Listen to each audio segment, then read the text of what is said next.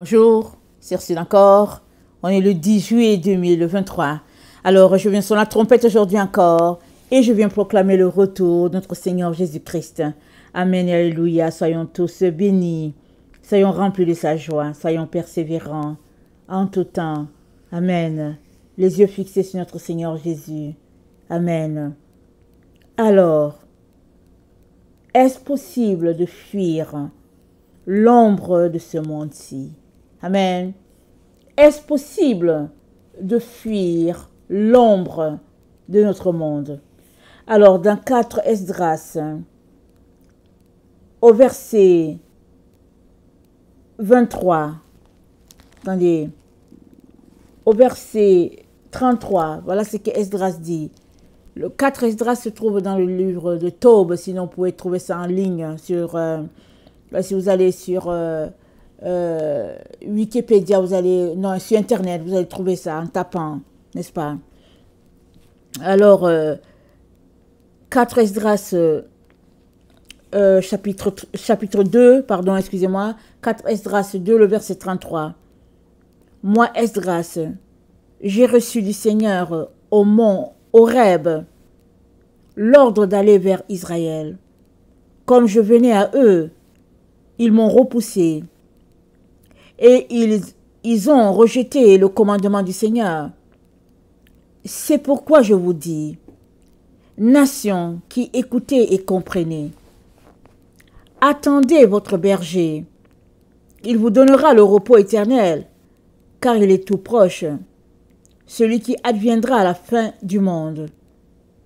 Soyez prêts pour les récompenses du royaume, car pour vous, une lumière perpétuelle brillera pour l'éternité du temps. Fuyez l'ombre de ce monde-ci, recevez l'agrément de votre gloire. Moi, je prends publiquement mon Sauveur à témoin. Recevez le dépôt du Seigneur et réjouissez-vous en rendant grâce à celui qui vous a appelé au royaume céleste. Levez-vous, tenez-vous debout et voyez le nombre des inscrits au festin du Seigneur. Ceux qui se sont dégagés de l'ombre du monde ont reçu du Seigneur des tuniques splendides. Reçois, Sion, les tiens au complet et rassemble ceux des tiens qui sont vêtus de blanc et qui ont accompli la loi du Seigneur. Le nombre des fils que tu souhaitais est complet.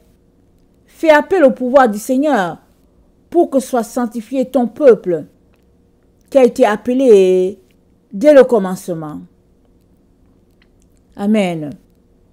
Alors, c'est Esdras, il était avec Néhémie. Amen. Vous vous rappelez quand ils sont allés pour rebâtir les murs du temple à Jérusalem, ils ont quitté, je pense que c'était le roi Darius qui les a bénis, le roi Cyrus. Le roi Cyrus les a laissés aller pour qu'ils puissent aller construire le temple de l'Éternel, remonter les murs qui étaient déjà à terre. Alors c'est là qu'ils avaient été opposés par Simbala, Tobia et tout ça. Je pense que c'est les frères qui font partie de ce cortège-là. Amen. Donc, on nous parle ici d'Esdras, amen, qui nous donne ce conseil. Il dit, fuyez l'ombre de ce monde et recevez l'agrégation de votre gloire. Maintenant, la question pour nous est celle-ci. Est-ce possible de fuir l'ombre de ce monde? Est-ce possible? Nous vivons dans un monde en plein changement, c'est vrai. Et il y a toutes sortes de défis, toutes sortes d'activités, pardon. Et il nous dit de fuir et de recevoir l'agrément de la gloire de notre Dieu. Alors, mais comment faire ça? Parce que Esdras le dit, Mais l'apôtre Jean l'avait aussi dit. Il a dit, si tu aimes le Seigneur, il faudrait laisser le monde. Parce que tu ne peux pas en même temps aimer le Seigneur et en même temps aimer le monde. L'apôtre Jean, il dit ça dans 1 Jean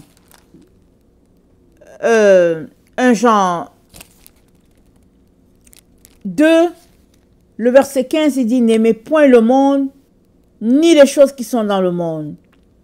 Si quelqu'un aime le monde, l'amour du Père n'est point en lui. Car tout ce qui est dans le monde, la convoitise de la chair, la convoitise des yeux et l'orgueil de la vie ne vient point du Père, mais vient du monde. Le monde passe, sa convoitise aussi, mais celui qui fait la volonté de Dieu demeure éternellement. Amen. Mais comment fuir ce monde quand on est en relation, on est entremêlés les uns avec les autres? Comment faire? Parce que la consigne, elle est claire, elle est nette. Il n'y a pas d'ambiguïté dans ce que notre Dieu nous dit à travers la bouche de ses différents prophètes. Et dans 2 Timothée 2, amen, 2 Timothée 2, le verset 22, excusez-moi,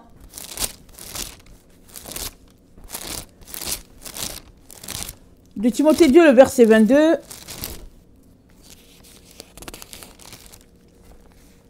voilà ce que l'apôtre Paul dit.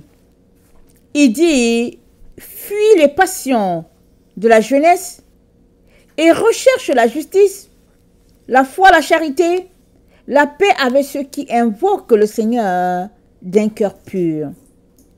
Repousse les discussions folles et inutiles, sachant qu'elles font naître des querelles. Fuis les passions de la jeunesse et recherche la justice, la foi, la charité, la paix avec ceux qui invoquent le Seigneur d'un cœur pur. Alors, il te dit de fuir et il te dit de te retrouver à un autre endroit. Amen. Il dit de rechercher la justice, la foi, la charité, la paix avec ceux qui invoquent le Seigneur. Alors, c'est la seule condition pour que tu ne puisses pas être constamment en contact avec l'impureté, avec la souillure de ce monde.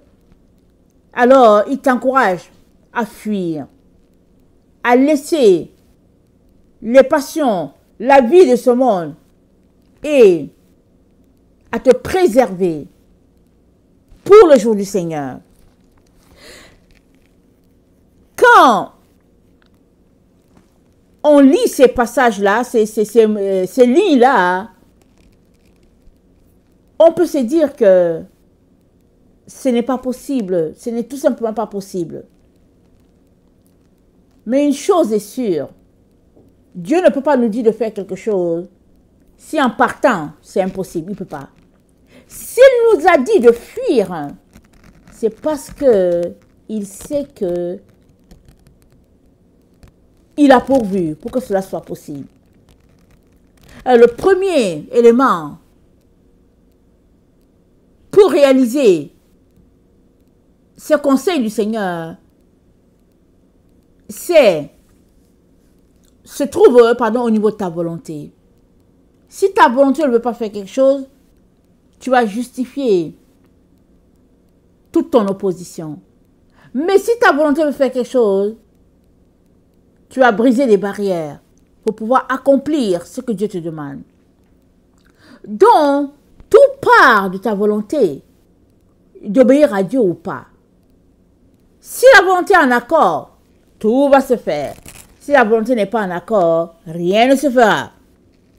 On comprend donc que la volonté est un élément essentiel, important pour pouvoir fuir la vie de ce monde, les passions qui sont rattachées à la vie de ce monde et les passions de la jeunesse. Alors, dans Amos 5, le verset 4, notre Dieu nous dit, « Quand ainsi parle l'Éternel à la maison d'Israël, cherchez-moi et vous vivrez. » Donc, fuir les passions de ce monde, ou bien fuir l'ombre de ce monde, c'est en premier exercer sa volonté pour obéir. En second, c'est de chercher l'Éternel, de s'accrocher à Dieu, d'être de connivence avec lui dans tout, et tu pourras fuir les passions de ce monde. Si tu as fait de l'Éternel ton rempart, ton tout, il te donnera d'avoir la victoire sur les passions de ce monde. Et au verset 14, toujours dans Amos 5, Dieu dit, « Recherchez le bien et non le mal, afin que vous viviez. Et qu'ainsi l'Éternel, le Dieu des armées, soit avec vous, comme vous le dites. Haïssez le mal et aimez le bien. Faites régner à la porte la justice, et peut-être l'Éternel, le Dieu des armées, aura pitié des restes de Joseph. » Alors, le fait de rechercher l'Éternel est un point très important. Parce que si c'est lui qui est le maître de ta maison, alors les passions de ce monde ne peuvent pas avoir le dessus sur toi, puisque tu aimes déjà ton Seigneur. La porte est déjà fermée. Une fois que Jésus-Christ occupe tout l'espace de ta maison, il n'y a plus une place pour quelqu'un d'autre. À partir de là, tu es toujours avec Jésus. Il va de soi que tu seras capable de fuir les passions de ce monde. Par contre, si Jésus-Christ n'est pas maître de ta vie, alors tu voudras toujours combler le vide qui est en toi. Et c'est là que tu passeras ton temps à passer de passion à passion, rechercher tout ce qui peut te satisfaire par-ci, par-là. Et tu ne trouveras pas ton compte dans toutes ces choses. Sauf si tu as fait de l'Éternel tes délices. Amen. Sauf si tu l'as fait le premier de ta vie. Alors, ta satisfaction sera uniquement à lui. Et toutes les autres choses, tu laisseras aller. Alors, question de choix. Amen. On l'a vu. Question de faire de l'Éternel le pilier. Amen. Le pilier de ta vie, le pilier de ta maison. Et il n'y aura pas la place pour autre chose. Et, troisième élément, Amos 5, le verset 22. Quand vous me présentez les holocaustes et les offrandes, je n'y prends aucun plaisir. Et les vœux engraissés, et les veaux engraissés que vous sacrifiez en action de grâce, je ne les regarde pas. Et loin de moi le bruit de tes cantiques. Je n'écoute pas le son de tes luttes. Mais que la droiture soit un courant d'eau et la justice comme un torrent qui jamais ne tarit. Alors, même quand tu apportes ton bien, ton offrande, ton sacrifice, Dieu dit, je ne regarde pas. Il regarde le sacrifice de celui dont la voie est droite et qui marche sur la justice. Il regarde le don, le sacrifice, l'offrande de celui-là qui travaille, qui fait tout pour rester sur le droit et marcher sur la justice de Dieu. Voilà ces trois conditions-là qui te donneront de fuir les passions de ce monde. Ta volonté, faire de Dieu le centre de ta vie, le pilier, et courir, rechercher la droiture, la justice, laisser les voies de ce monde et embrasser tout ce que Dieu élève. Parce que c'est cela aimer Dieu. Tu ne peux pas dire que tu aimes Dieu et tout ce que tu fais, c'est ce qui l'offense, ce qui lui fait de la peine. Ça veut dire que tu ne l'aimes pas. Parce que si tu l'aimais en réalité, tu ne voudrais pas lui faire de la peine. Et tu mettrais tout en œuvre pour qu'il soit toujours content. Alors, un jour ou l'autre, nous nous présenterons tous devant Dieu. Un jour ou l'autre. Si ce n'est pas maintenant, ce sera plus tard. Mais on se présentera devant Dieu. Et on rendra compte de nos faits et gestes. Maintenant, es-tu préparé? Es-tu préparé à ce jour-là où tu le rencontreras? Et si tu es préparé, tant mieux. Mais si tu n'es pas préparé, il est temps que tu puisses fuir ce monde. Parce que si tu n'as pas été préparé, ou si tu n'as pas fait la place à Dieu de ton vivant, tu seras banni à tout jamais de sa présence, dans un feu, loin de lui. C'est une affaire de choix. Souvent on veut tout, on dit non mais c'est pas grave, oui c'est pas si grave tout ça, voilà. Mais au fait, c'est grave. Parce que Dieu nous veut sur une seule voie. Et si tu es sur la voie où se trouve Jésus, alors il te dit qu'il n'y a pas de place pour les passions de ce monde. Ce que ce monde chérit, il n'y a pas de place pour cela. Il n'y a que la place pour faire de Jésus-Christ la priorité des priorités dans ta vie. Ecclésiaste 12, l'Ecclésiaste nous dit « Jeune homme, réjouis-toi dans ta jeunesse, livre ton cœur à la joie pendant les jours de ta jeunesse. Marche dans les voies de ton cœur et sont les regards de tes yeux. Mais sache que pour tout cela, Dieu t'appellera en jugement. » Quelle sagesse! Il te dit, fais ces choses-là. Mais tu devras rendre compte.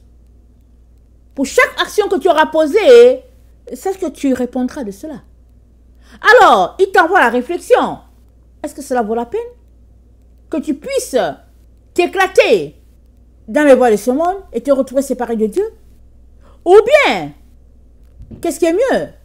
S'abstenir, chercher son Dieu et vivre éternellement dans la présence de Dieu? Qu'est-ce qui est mieux?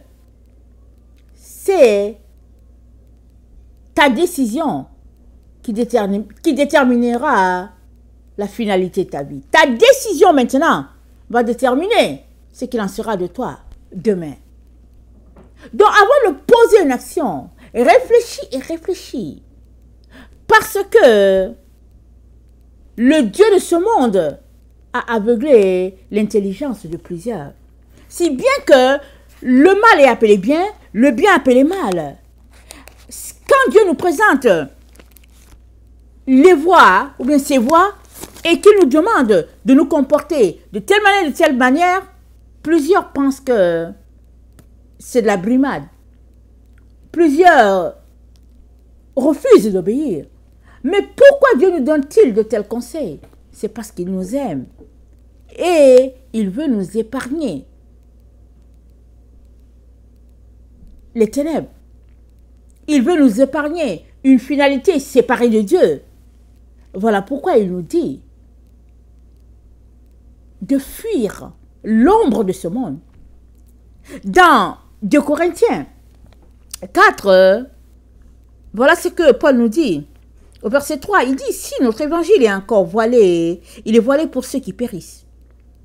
Pour les incrédules, dont le Dieu de ce siècle a aveuglé l'intelligence, afin qu'ils ne puissent pas briller la splendeur de l'évangile de la gloire de Christ, qui est l'image de Dieu. Si notre évangile est encore voilé, il est voilé pour ceux qui périssent. Il n'est pas voilé pour les enfants de Dieu. Il n'est pas voilé pour ceux qui marchent dans la vérité, qui cherchent Dieu. Il est voilé pour ceux-là qui périssent. Mais toi qui m'écoutes, tu n'es pas en train de périr, puisque tu m'écoutes. Alors, qu'est-ce qui fait que tu es encore dans les passions de ce monde? Qu'est-ce qui fait que tu es encore dans la séduction de ce monde, qu'est-ce que tu fais? Il est important de s'arrêter et de se demander ce qui nous retient, ce qui nous garde dans les fils et dans les filets de ce monde, dans les pièges de ce monde. Pourquoi nous sommes encore là? Est-ce parce que on ne craint pas ces dieux? C'est quoi le problème? Il serait bien de venir interroger Dieu sur ta propre personne. Toi, tu es supposé te connaître. Mais puisque tu fais toujours les mêmes choses, ça veut dire que tu ne te connais pas. Et si tu retournais à Dieu, Dieu ne manquerait pas de te dire ce qui fait que tu n'as pas encore fui les passions de ce monde. Tu es toujours là. Dieu ne manquera pas de te le dire. Parce que tant et aussi longtemps que tu ne marches pas selon ton Dieu, le Créateur, tu seras banni de sa face. Il faudrait que tu le saches. Il faut que tu le saches et que tu prennes tes décisions en connaissance de cause. Amen. Très, très important. Dieu ne nous a rien caché.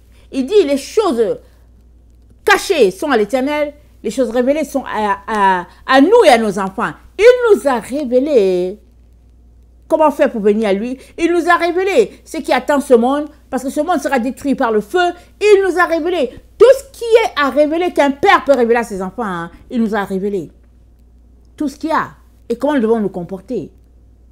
Maintenant, pourquoi tu es toujours là à cette position? Qu'est-ce qui se passe? Si tu venais à Dieu, il ne manquerait pas de te sortir du piège dans lequel tu te trouves, ou bien que toi-même tu t'es placé. Il ne manquera pas. Mais viens à lui. Viens avec un cœur sincère et sors des illusions, des mensonges de ce monde dans lequel tu n'as besoin de rien et que Jésus-Christ va venir te chercher ou quoi. Non, sors de là. Parce que l'enlèvement, c'est un mensonge qui est là.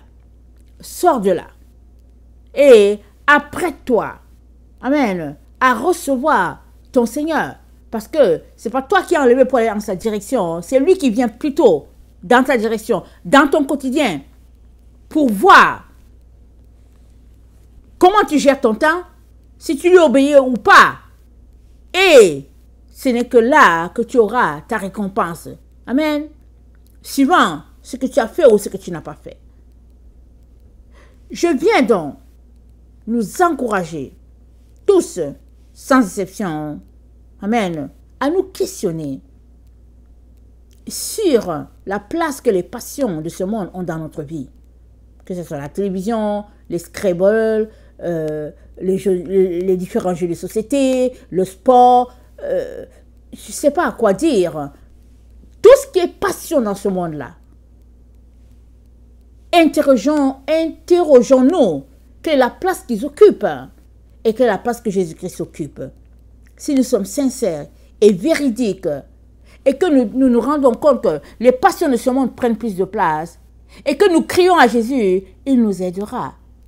Amen. Il nous aidera à sortir de là et à lui faire toute la place qui lui revient en tant que Dieu. Il nous aidera.